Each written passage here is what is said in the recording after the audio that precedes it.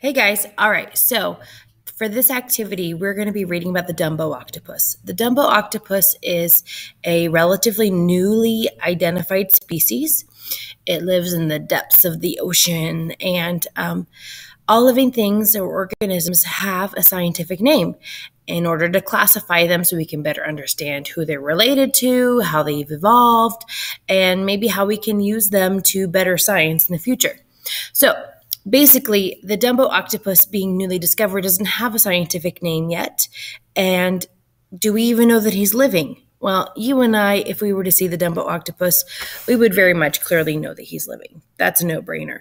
But we can prove it. And so what we're going to go ahead and do is we're going to read a very short article about the Dubo octopus, and then we're going to try to identify all 7 characteristics of life to prove that he is, in fact, a living thing. Here's what you're going to do. You're going to go down and click on this right here, and it will pull up the reading in Google Classroom as an additional activity. And so here we go. I'm going to take you to that paper. So once you open up that document, you're going to begin editing it. And so it says the Dubo octopus. Directions. Prove the Dubo octopus is a living creature by finding evidence in the text that exemplifies all 7 characteristics of life. That means you're going to be looking for 7, that's right.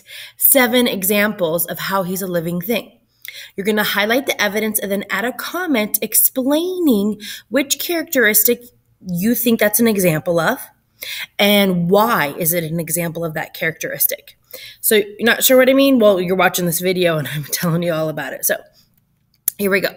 So if you scroll down, it says, here's a 7 characteristic checklist, which is handy. So I've got it right here for you. So that way, in case you're like, I can't remember, did I get them all? Well, as you go through, you can check them off. So being made of cells, organized, uses energy, responds, grows, reproduces, and adapt. We're looking for examples of all 7 of those. So we're going to begin reading. I'm going to read just a little snippet for you to show you an example of what I expect, and then I'm going to expect you to complete the rest on your own. So it says here, the Dubo octopus is one of the most adorable and interesting animals found at the deep levels of the ocean. It lives at the bottom of the sea from 9,800 feet to 13,000 feet and eats worms and crustaceans off the ocean floor. I'm going to stop there.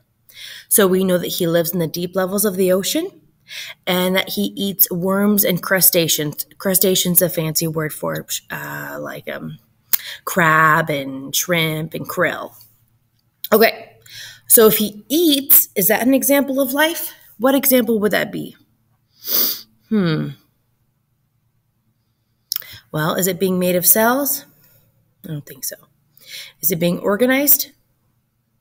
Remember, organized means that he has body parts, right?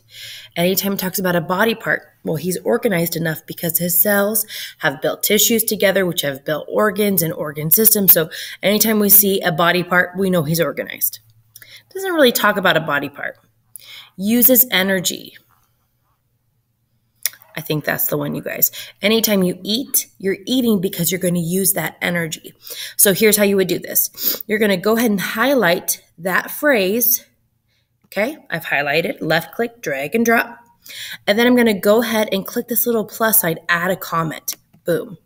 And my comment is going to be uses, if I could spell. So we're talking about how he uses energy is the characteristic we're looking at.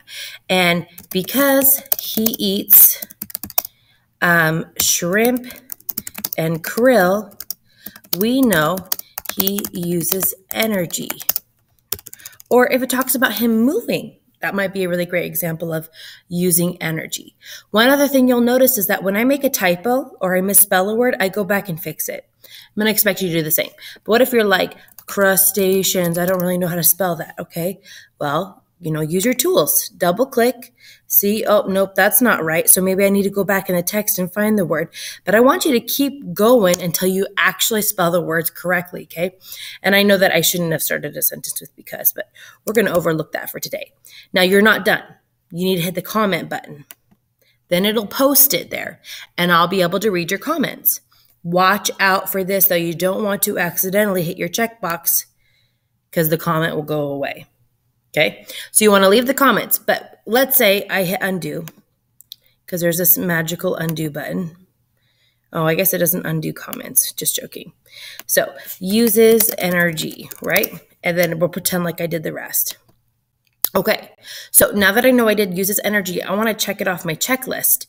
So I'm going to come over here and I'm going to double tap or 2-finger tap on there. So just 2-finger tap. And then I'm going to hit my check mark. And now I have that checked off. Okay, let's say I did organize. 2-finger tap. Oh, look, it highlighted all of them. I don't want that. So I'm going to 2-finger tap again right there on that one. Let's see. How do I fix that? There we go. I didn't 2-finger tap. I just double clicked. So anyways, if it highlights all of them, just click again, figure it out, take a second to get it so it highlights the correct one, then 2-finger tap and check mark. Okay. And so you're going to check them off as you go and make sure you label and explain all of your thought. And when you're done, you'll turn it in.